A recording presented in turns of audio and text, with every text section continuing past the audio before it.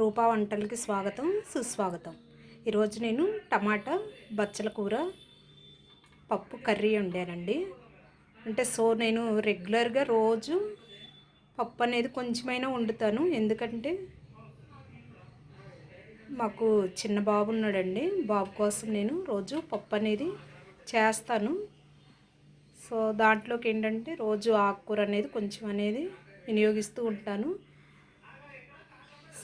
ఈ పప్పులో అంటే నేను చాలామంది దగ్గర ఆలకించానండి. ఏంటంటే పప్పులో చింతపండు వేస్తే ఉడకదు అని చెప్పేసి అంటారు. నేను చింతపండు మీకు ఆల్రెడీ చూపించి నేను చింతపండు వేసానండి. ఏంటంటే చింతపండు వేస్తే పప్పు అనేది ఉడుకుతుందండి. కాకపోతే ఏంటంటే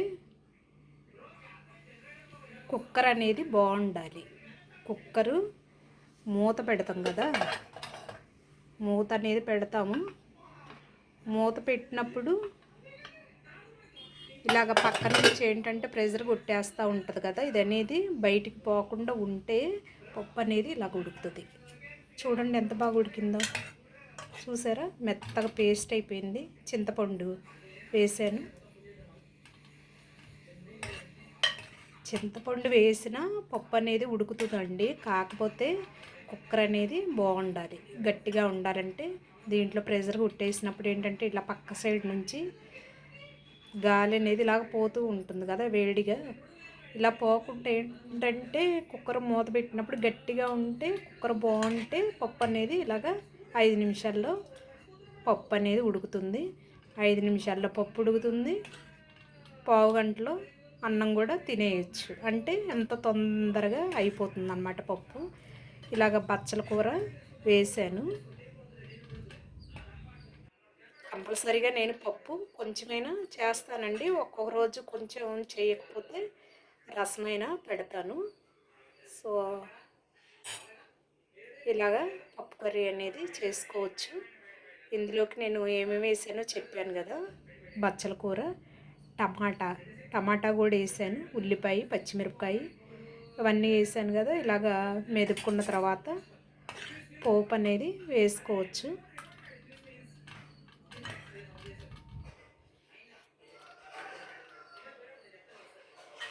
ఇలాగ మెదిపేసి ఉంచుకున్న తర్వాత వాటర్ ఏంటంటే ఎక్కువ పోసుకున్నా అవుతుందండి, తక్కువ పోసుకున్నా ఇలాగ అవుతుంది అన్నమాట. ఇలాగా కొంచెం మునిగేంత వరకు పోసాను. చూడండి, అటు పలచగా అవ్వలేదు, ఒత్తుగా అవ్వలేదు. ఒకవేళ ఏంటంటే పలచగా అయితే వాటర్ కొంచెం తీసేసుకొని ఇలాగ గుత్తగా చేసుకోవచ్చు. పప్పు అనేది బాగుంది. చూడండి, చాలా మెత్తగా ఉడికిపోయింది కదా పప్పు. ఇంకో విషయం ఏంటంటే ఇలాగ మెదుపుకున్న తర్వాత వేసుకోవాలి ఉప్పు కారం వేసుకొని ఒక 5 నిమిషాలు వేడి చేసుకున్నట్లయితే పప్పు బాగుంటుందండి. అంటే ఉప్పు కారం వేసిన తర్వాత కొంచెం వేడి చేయాలి, లేకపోతే పచ్చివాసన వస్తుంది. ఆ తర్వాత పోపు అనేది వేసుకోవచ్చు. ఇలాగ చింతపండు ఇందులో వేసుకోవచ్చండి. కుక్కర్ బాగోని పక్షంలో బయట విడిగా నానబెట్టేసుకొని పులుసు అనేది పోసుకోవాలి. లేకపోతే కనుక పప్పు అనేది ఉడకదు. ఎంతసేపు ఉడకబెట్టినా గింజలుగానే ఉంటుందండి పప్పు. కుక్కర్ బాగుంటే పప్పు అనేది ఉడుకుతుంది అన్నమాట.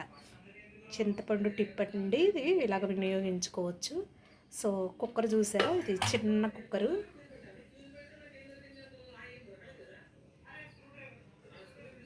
ఈ కుక్కర్ నేను కొని దాదాపుగా 15 సంవత్సరాలు అవుతుందండి. 15 సంవత్సరాల నుంచి కూడా ఈ కుక్కర్ అనేది యూజ్ చేస్తున్నాను. ఓన్లీ ఈ పప్పే వండుతాను, ఇంకేమీ ఉడకబెట్టను, ఏమీ చేయను. ఓన్లీ పప్పే ఇందులో వండుతాను. అప్పుడప్పుడు బంగాళదుంపలు కూడా ఉడకబెడతాను అనమాట. ఇంకా వేరే ఏమీ కూడా ఇందులో చేయను. 15 సంవత్సరాల నుంచి కూడా ఈ కుక్కర్ అనేది యూజ్ చేస్తున్నాను.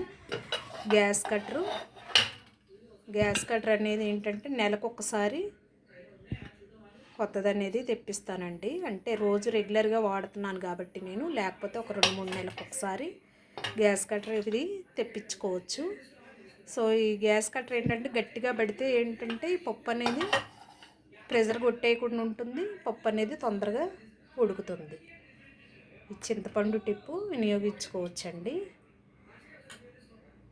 సబ్స్క్రైబ్ చేసి గంట సింబల్ మీద క్లిక్ చేసి వీడియో షేర్ చేయొచ్చు ఫ్రెండ్స్. నేను రోజు రెగ్యులర్